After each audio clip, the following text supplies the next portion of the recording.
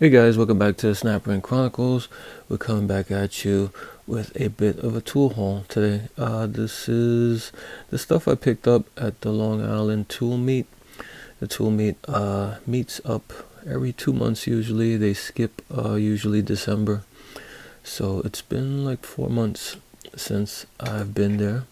Just not too much stuff, just some stuff I picked up. No ratchets this time, so you won't see any ratchets in this tool haul. But let's jump into it because I don't want to be here all night. But remember, if you want to help me out, hit the subscribe and hit the like button. Give me the HBO special. HBO specials, help a brother out. Help a brother out. And hit the like and hit the subscribe. I appreciate it. Okay, what we got was I picked up this Plum made in USA 1226 combo wrench. Looks pretty old. Plum. This is probably maybe pre-war, maybe early 40s or before. Plum. Or I could be wrong. Could be after the war. It has kind of a plain, no coating or any chrome or anything on it. So, but pretty solid considering Plum was always a pretty solid brand. And what else? I picked up a couple of knives. This is a Utica. You can't really see it here. You can barely see like I can make out like a U, and then it says you can see a C, and then underneath it has made in USA right at the bottom. And the U, C, and Utica is, you can see between the C and the made, there's like a U also. So Utica, cutlery, Utica, New York, made in USA.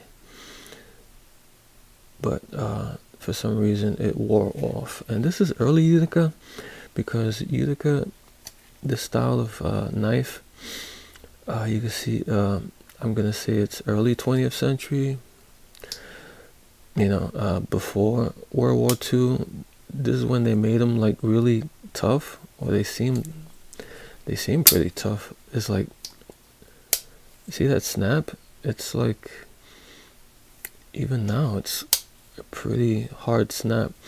The blade here broke, a smaller blade. It's really hard to get out because of that snap that's still there. And these are bone handles. These are actual bone handles, which and the style of it and the blade makes me think this was an early Utica style knife. And here is a little bit of an interesting knife. This is you can see from the outside, looks like an Electricians knife. It's actually has also TL2 something, 28 or 29, not sure. I forgot what the number was on the TLs, and it seems pretty good. Open it up, and it has Atco, Italy. So this is an Italian one. I never seen an Italian one before. But it's seems like a decently made one. Kind of better than the Imperial ones that came out later on, or the Colonial or Imperial. One of them made a copy of this, and it didn't kind of stand up to the Cutmaster or Camillus ones they made in New York. That one seemed a bit cheaper, but this one, I'd say, is not too bad a quality compared to like the Camillus Cutmaster style ones. So pretty good. And this one has some weird instructions here too. It says to release, push center, lock to left. I don't think any other ones had instructions like that on how to unlock the blade here. And here's the blade lock. You just move it over, and that's that. And the weird thing about these is that The blade doesn't have a lock, but this screwdriver part does. And what else did I get? Picked up this lock, Corbin, made in USA. This was like $2. So anything USA, any locks that are USA and they're like really cheap, I pick up. So this one, don't know too much about this company, Corbin, haven't heard much. But from the key, it says cabinet lock division. So I guess this would be considered a cabinet lock. Oh, and the wrench was $2. Yeah, it was $2. The knives were $3 each. And like I said, the lock was $2. I picked up this Lufkin ruler. Looks pretty new, actually. This is also, I thought it was maybe foreign, but it's actually made in USA. And I see these, but rarely do I see them in this good a condition when they come up used. So I said, why not? I'll pick this one up since I kind of like these. This was $3. I know they kind of get pricey now. I think they're made in Mexico now. And I think at the store, at Home Depot, whatever, they want like $15, $16, $17 for these now. And what else? Picked up this diamond adjustable wrench because it was in such a nice condition. The chrome is shiny. Bad part is you cannot take it apart. Has like a weird pin and peening there. Doesn't have a screw in, so you can't unscrew it. Funny parts on this diamond, no extension. And my favorite part is no hammering, which I guess destroyed a lot of these people using extensions and hammers on them when it sure was not made for that. But I don't know, you find people don't only use hammer here, they use this part over here as a hammer. I find a lot of marks, usually unused ones, on this portion here, and this is peened in where you can't even screw it all the way closed because it's peened over here from people hammering. But this one's in pretty good shape, and it has the arrows for the direction you should be using it in.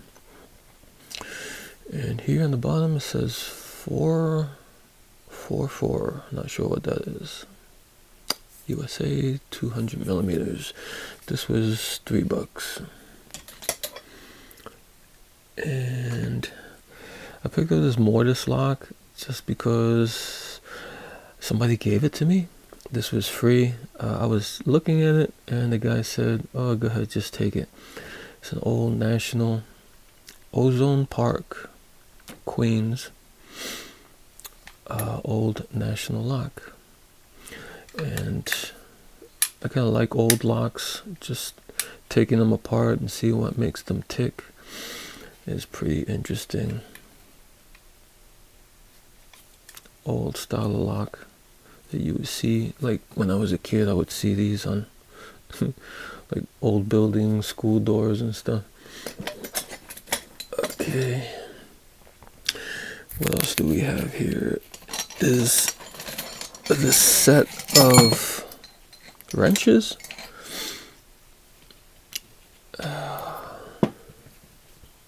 Like I said, that was free. This set here was $6 for these wrenches. I guess people don't really like these, or they don't really use them or know much about them. I don't really know much about them, but I think they're pretty cool. They're made in Japan usually. You can see here, Japan and Japan and Japan. And here's one Universal Urban 2000 was the company. Chrome vanadium, 10 inches, patent pending, I guess. And here's another Urban. This one is the 6-inch version, and these are kind of, they have a spring here. They kind of spring loaded these jaws, and you just put whatever you're gonna do there, and it kind of locks in, and you use it like that. And this one had a different maker. What was it? Automat. 8-inch automat wrench. Doesn't have Japan on it, but pretty much the same. This one has a slightly different head. This one has like a bird head on it, and this one is just round. And this one's probably the most interesting one that I found. It says Japan. Has a model number. I guess that's 89891, but it had Pencraft auto adjustomatic 8 inches. Pencraft. Who was Pencraft? J.C. Penney? I think, yeah, this was J.C. Penney. I could be wrong, but I think Pencraft was J.C. Penney. That was their house brand of tools, which I thought was interesting. I guess this type of tool was made under different names for different brands, different house brands. But there's that set for $6.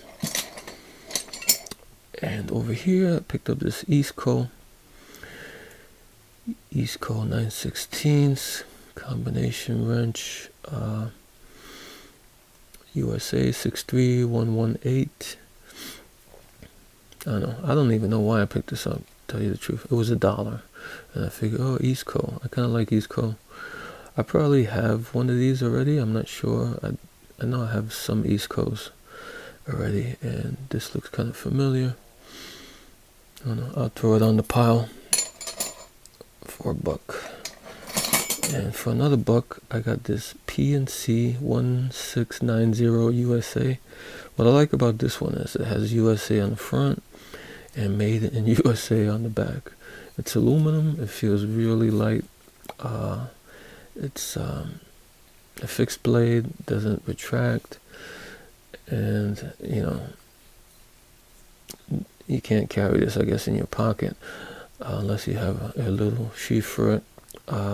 I like these because I keep these on my bench, because I don't want to fumble around with anything, any buttons or anything when I'm looking for a knife. And if it's on your bench, it's on your bench and it's always ready to go. You don't need to have a sheath or retract it or anything. When you need it, you just grab it, use it, and then just put it back. And it's simple, light, and good to go like that.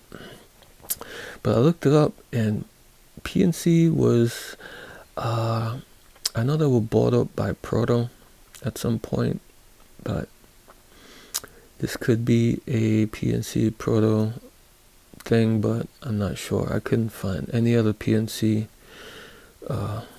knives. So that's kind of an anomaly. And what else? 2 more things here. Picked up this screw holder. This is Proto 9855, manufactured USA. This is one of those screw kind of holder things. You twist the head here and it locks down. And these, I think, only work on flatheads. You take the flathead, you put it there, and then you twist the mechanism to where that middle folds up and holds the screw in place. So now if you need to screw something in at a distance, you can use the screw holder and screw that in, and it holds pretty good. But let's say it falls, on the other end is some knurling, but they also have a magnet on this end. So if you need to pick something up, like a screw, then you can pick it up. This is like, I don't know, it's like 10 inches long, maybe 11 inches long. So kind of handy. Maybe not so much now because everything is Phillips head, but kind of interesting. I wonder if this, you can do Phillips with this. I doubt it.